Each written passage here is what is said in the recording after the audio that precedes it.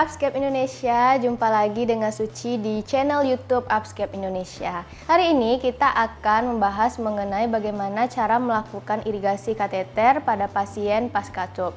Nah, apa itu TUB? TUB adalah transurethral resection of prostate. Adalah operasi yang dilakukan untuk melakukan pengangkatan prostat melalui uretra.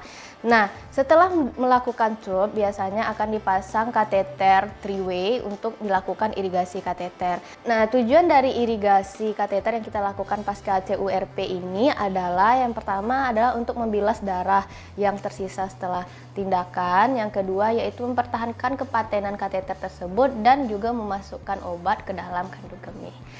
Nah, itu tadi definisi dan tujuannya. Lalu apa aja sih alat-alat yang kita butuhkan untuk irigasi kateter? Alat-alatnya adalah, nah ini dia alat-alat yang kita butuhkan untuk irigasi kateter pasca TUB. Nah, apa aja alat-alat yang kita butuhkan? Yang pertama tentu saja cairan untuk irigasi, lalu saluran irigasi yang akan menghubungkan ke voli kateter.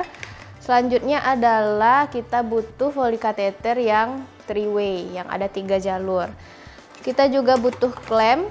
Nah, klem ini fungsinya adalah untuk nanti mengatur kapan kita melakukan irigasi, kapan kita menghentikannya.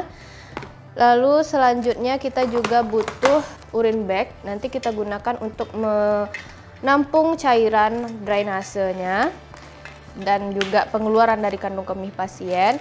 Terus kita butuh handscoon.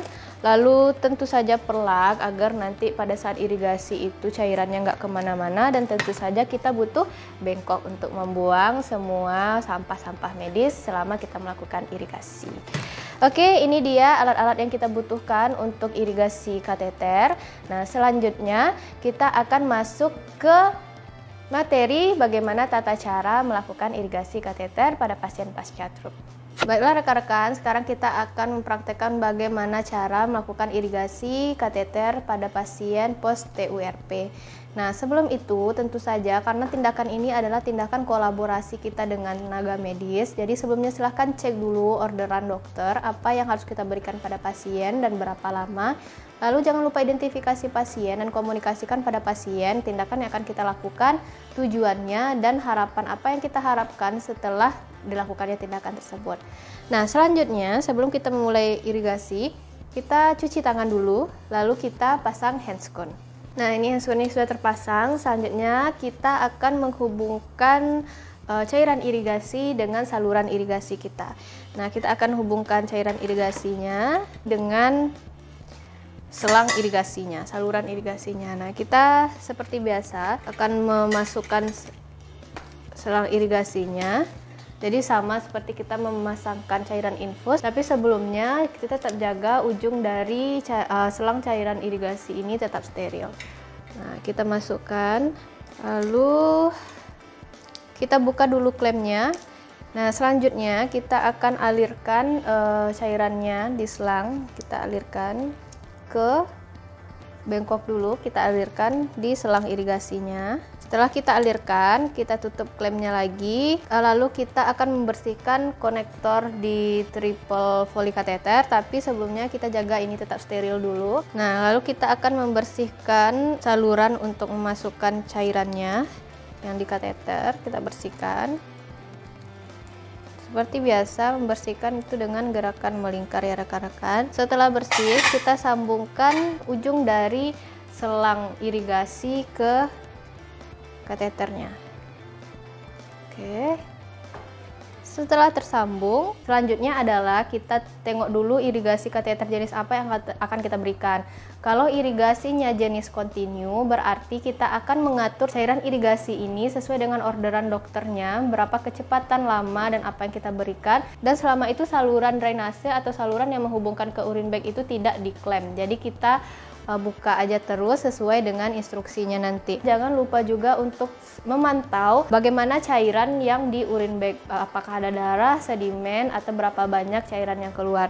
Nah, selanjutnya kalau seandainya kita akan melakukan irigasi intermiten, berarti irigasinya ini kita berikan dalam batas waktu tertentu. Nah, itu nanti kita akan mengklaim saluran drainasenya pada saat kita melakukan irigasi. Kita klaim saluran drainasenya. Kalau seandainya irigasi intermiten sudah selesai, nanti kita buka lagi saluran irigasinya. Kalau tidak ada instruksi dokter mengenai berapa banyak cairan yang akan diberikan, berikan saja pada pasien itu adalah 150 cc.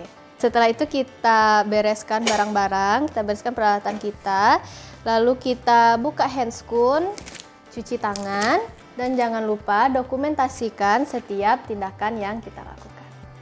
Oke, baiklah, itu tadi adalah tata cara bagaimana melakukan irigasi kateter pada pasien pasca TURP. Nah, teman-teman, seperti biasa, jika teman-teman memiliki pertanyaan, silahkan ditinggalkan di kolom komentar kita. Dan bagi teman-teman yang ingin mempersiapkan diri dalam ujian kompetensi Nurse Indonesia, ujian kompetensi D3 keperawatan, D3 kebidanan, atau ingin mempersiapkan diri dalam tes CPNS, silahkan teman-teman gabung dengan bimbel online kami. Dan informasi lebih lanjut bisa teman-teman cek di Instagram Upscape.